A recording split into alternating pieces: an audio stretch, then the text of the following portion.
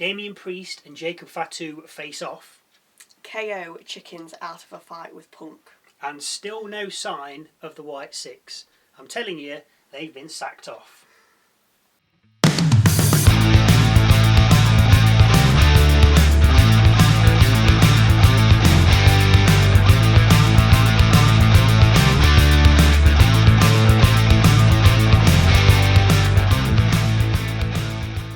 Hello, welcome to Wrestle MSX. I'm Michael. I'm Sally. And after listening to Pat McAfee with Michael Cole for 5 minutes, yes, this is SmackDown, not Raw, both pulling double duty this week, we finally get underway with a Kevin Owens interview in the middle of the ring with Joe Tess.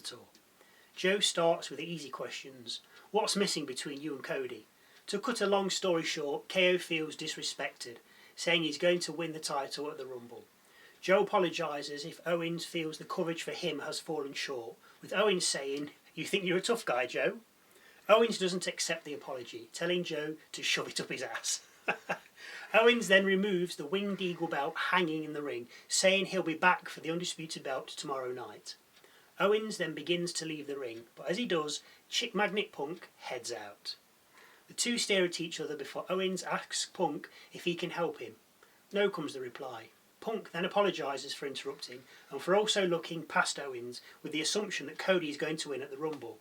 Punk again states he'll win the Rumble, adding that he's letting Owens know he's coming for him at Mania should he beat Rhodes in their title match. Owens, looking despondent, says he feels conflicted. There's 29 other guys in the Royal Rumble he likes more than Punk, but Punk getting to Mania and Owens beating him sounds good. KO sympathises with Punk for not main eventing Mania and missing out through injury last year, but then pulls the rug from under his feet by saying the idea of him not main eventing Mania sounds so good to him. Owens says he gets a warm, fuzzy feeling inside when he pictures Punk years down the line, old, broken and alone, obsessing over Owens being a multiple-time WrestleMania main eventer, while Punk goes to his grave a miserable failure. Owens then joyfully says he hopes Punk doesn't win the Royal Rumble and leaves the ring. Punk fires back telling Owens he's tough, one of the best and a big superstar backstage. Punk says he's never lost 5 title matches at the Royal Rumble though, whereas KO has. Nor has he lost to Logan Paul. The crowd jeer. Punk says he does things by himself, adding that Owens takes shortcuts, echoing Cody's train of thought. Owens is on the apron with Punk goading him to come back in the ring so he can kick his ass. Owens jumps down and heads off to the back. Still with us after all that? Subscribe, it's super easy, and if you do, we appreciate it. Thank you very much. Backstage, we see Miz complaining to Nick Aldis. Miz says he's offered Andrade the opportunity of a lifetime, saying he could have taught him so much, but he just walked away, adding that if he was standing right here now, he'd punch him in his face. Of course, Andrade is standing behind the Miz, with the two exchanging words and Aldis making a match between the two for later. Next we see Jimmy Uso heading through backstage towards the ring, Shadow Shinsuke lurking in the background as we ready for Big Jim versus Carmelo Hayes. Hayes heads out telling Jimmy he ain't the one, he's really the two. Back and forth to begin with chops being swapped as well as pin attempts before Jimmy gets levelled by a clothesline, hip attacked and DDT'd with a cover getting 2. We head out the ring for a spot with Tyrese Haliburton, apologies if I've butchered that name, before we head back in for a pop-up Samoan drop and a cover for 2. Jimmy heads up top, as does Carmelo, but to his demise as the two come crashing down to the Usos' advantage. Jimmy then goes for a spear, but Hayes catches him with the first 48, getting a 2 count cover off it. A super kick gets the same result for Big Jim. A running knee and huge splash then nets Hayes a 2, with them then heading up high again. Jimmy though pulls him down, but Hayes rolls him up for a cover and holds the ropes. It doesn't work as Jimmy reverses it into a cover of his own, pulling Hayes' tights and getting the 3 count. Cheeky. Backstage, Byron Saxton asks Chelsea Green if she's concerned about Michin in her match next. Green says that Michin tried to destroy the face of the United States, adding she's going to return the favour. Green then says she's going to win the Royal Rumble. Oh, please, God, no. So here we go then. Chelsea Green versus Michin for the Women's United States Championship. Niven with Green, B-Fab with Michin. Green looking like Wonder Woman, Michin going for the Doctor Doom Loki look. Michin controls the start, diving out the ring at Green after sending her to the outside before rolling her back in and covering for 2. Green escapes meat defeat before outside again, with Green ramming Michin into the side of the ring, rolling her back in and covering her for 2. After a chin lock and front headlock from Green, Michin managed to fight out and snap suplex Green, following up with kicks, the long back attack and a cover, but only for 2. Multiple pin attempts then looked a little sloppy as they transitioned from one to another, with Michin then hitting meat defeat, only for Niven to pull Green out the ring. Fab comes over and big boots Niven before throwing Green back into the ring. Green escapes the ring, goes over to the timekeeper's area and grabs the kendo stick Michin brought down and attacks her, causing a DQ. Michin and Green end up back in the ring where Michin turns the tables, hitting Green with the weapon multiple times before Green gets away and heads back up the rampway with Niven. Backstage, Byron Saxon speaks with the women's tag team champions Naomi and Bianca Belair, asking them what happens if it comes down to just those two in the Royal Rumble. They say they're going to support each other, and if one of them doesn't win, the other will. Saxton adds that Liv Morgan and Raquel Rodriguez seem to have their eyes on the tag titles. Naomi says they just better be ready to rumble. We get another Charlotte Flair vignette, with her saying she's the woman of WWE. Damian Priest out next, and he says the goal is championships, which I like. That's what you're aiming for, is the belts. Never mind your feuds, get with those belts. And it'll start at the Royal Rumble. He then gets interrupted by Jacob Fatu, Tama Tonga alongside. The two get in the ring with Jacob taking the mic. He says they both come from the streets and that Priest can get his hair braided all he wants, but never get it twisted when he comes around him. Fatu says he's off the leash, all gas and no brakes, and for Priest to forget about making a name for himself. Fatu then says it's him and Tama running SmackDown, which tells me Solo's out of the picture at the moment. He's probably having a well-deserved break. Yeah. So the Bloodline thing has come to an abrupt end, and the Ulafala match ended it all when it should have gone to Mania. Yeah, it would have been better there, definitely. Anyway, Priest says that the best you got. We're both from the streets. Why we're talking, before dropping Tama with a kick. Priest and Fatu then circle each other before they engage in combat. They throw hands, but Tama comes round with the two ex-Bloodline members taking down Priest. LA Knight, yes, Knight, not Rhodes, comes out for the save. Knight big boots the chair Tama is holding into his head before taking the chair and swinging it at Jacob. Fatu punches the chair out of Knight's hands, with Priest then dropping the Samoan Werewolf to a knee before Knight clocks him with a chair, sending him to the outside. Knight then offers Jacob and Tama a match later between him and Priest. Backstage, we see Santos Escobar talking with his stablemates when Chris Sabin interrupts, telling them to be ready to win. Elektra Lopez tells Garza and Humberto to look after each other. Escobar then declares he's in the Rumble, in a roundabout way, but not directly, before Los Garza tell Motor City that if they beat DIY at the Rumble, they will be coming after them. Up next, Kit Wilson and Elton Prince of Pretty Deadly, with Johnny Gargano and Tommaso Ciampa of DIY up against Humberto and Angel Garza of Los Garza, with Alex Shelley and Chris Sabin of Motor City Machine Guns in an 8-man tag. Elektra with Garza. Just before the match, we saw what happened earlier in the week, which I'm sure we're all aware of, when Triple H was surprised by HBK and The Undertaker to find out that he will be inducted into the Hall of Fame 2025. Elton Prince starts us off against Humberto. As the match started, we got a trailer for a film.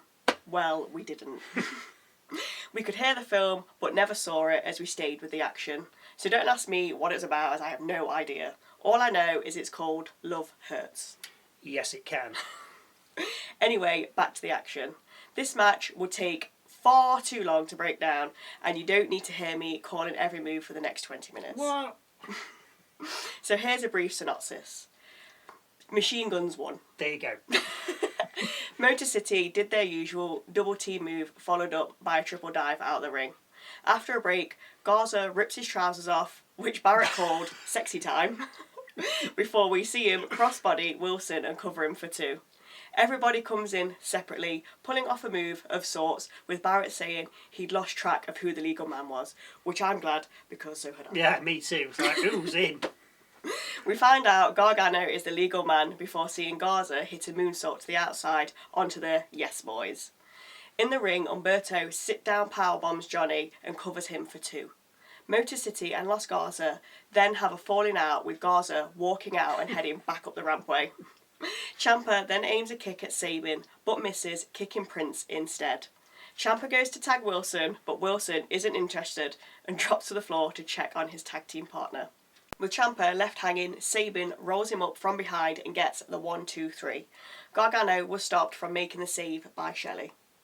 Next we see Tama and Fatu walking through backstage when Tama spots the WWE tag titles unattended. He walks over to them, but DIY quickly pick them up, clearly teasing a future title shot for the ex-Bloodliners. They need a name. They do need a name. Any suggestions? Hit them comments. DIY pick up their belts and walk off before coming across Pretty Deadly. The two teams argue, coming off their loss, with Elton Prince telling DIY that at the Royal Rumble they're on their own. We go back to Pat Mack and Michael Cole, who interview Tyrese Haliburton. He's excited that the Rumble is in Indianapolis. We then get a rerun of what's happened between Owens and Rhodes over the past few months before our next match, Liv Morgan versus Naomi. Bianca Belair with Naomi, Raquel Rodriguez with Morgan. Snappy start from Naomi with the butt to the face and split-legged cover for 2. Rodriguez then distracts Naomi, allowing Morgan to hit a backcracker and cover for 2. Back from the break, Morgan tries to put Naomi to sleep, with Naomi escaping by dropping to the mat.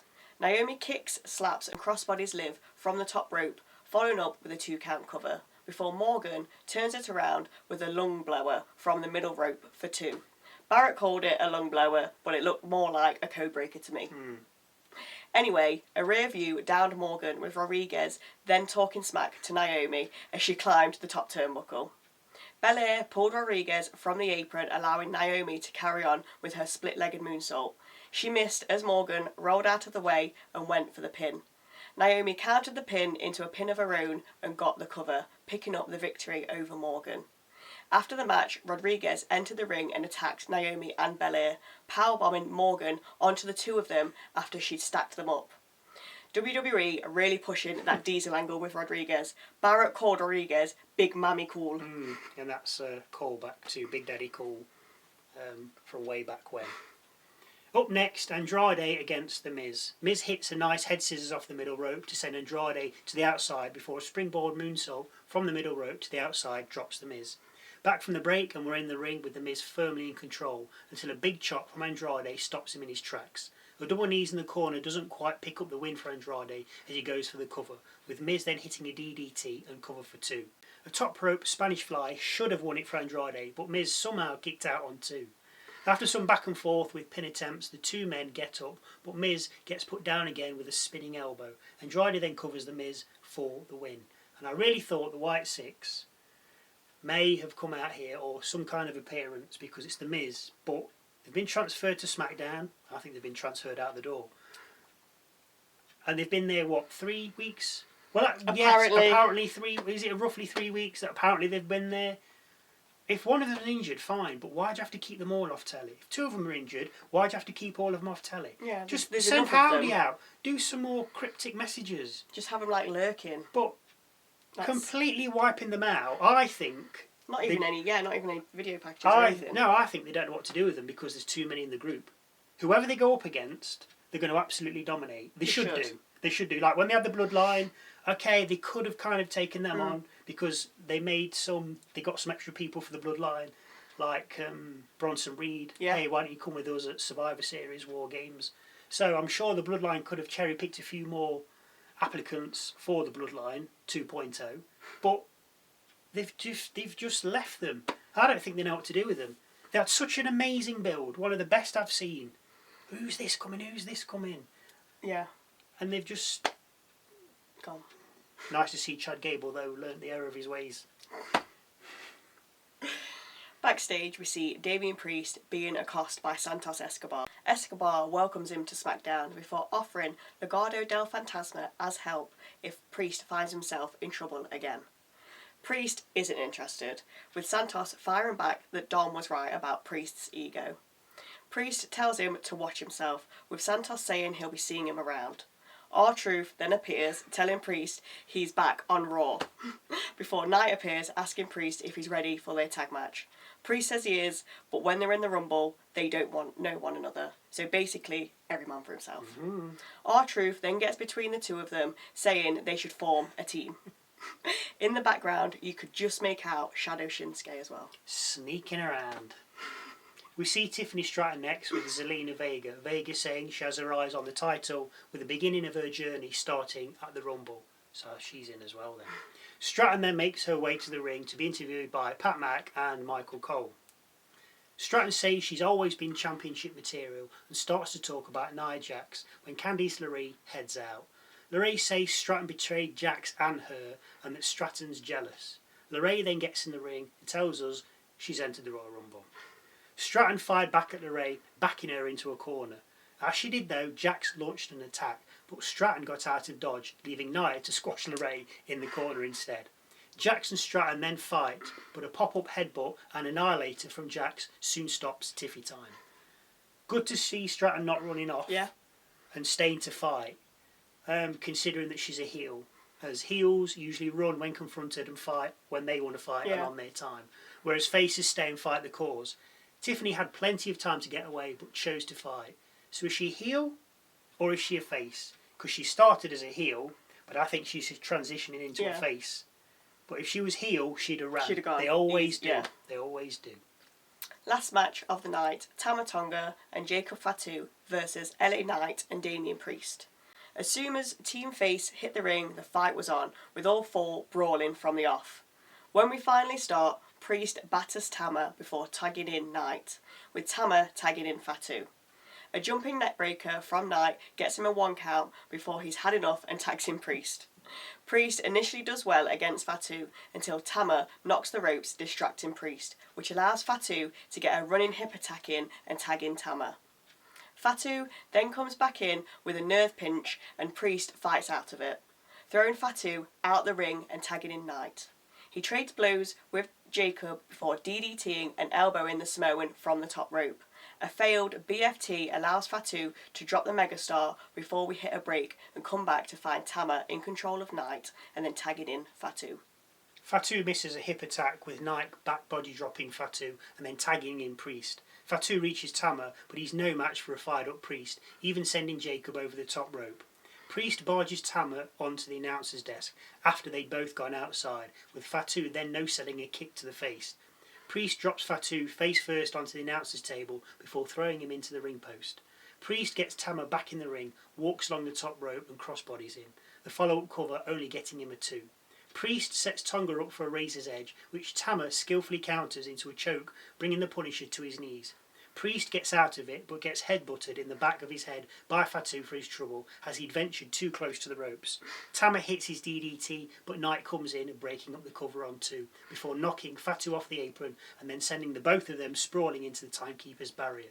Back in the ring, Priest levels Tama with a clothesline before setting up and executing a South of Heaven. The move leaves Tama done for, with Priest covering and getting the victory for him and LA. After the match, Jacob enters the ring, superkicks Priest and then pop-up Samoan drops him. Fatu follows this up with a moonsault and then broods. SmackDown goes off the air. Not a bad SmackDown, I think, apart from a few more entries into the Rumble, which I kind of expected. Yeah. Obviously not too much happening No, with the Rumble coming I up, mean, but Priest, Fatu, that was good. Yeah, that's what that. you like to see. You like to see those big guns going at it, and I think Priest, when they had the confrontation earlier with Fatu, possibly got the better of him, in my opinion. Any comments or views you'd like to share, then please feel free to leave them in the comment section below. Thank you again for watching. And we'll see you later for our review of the Royal Rumble. Not only will we tell you what happens, but why.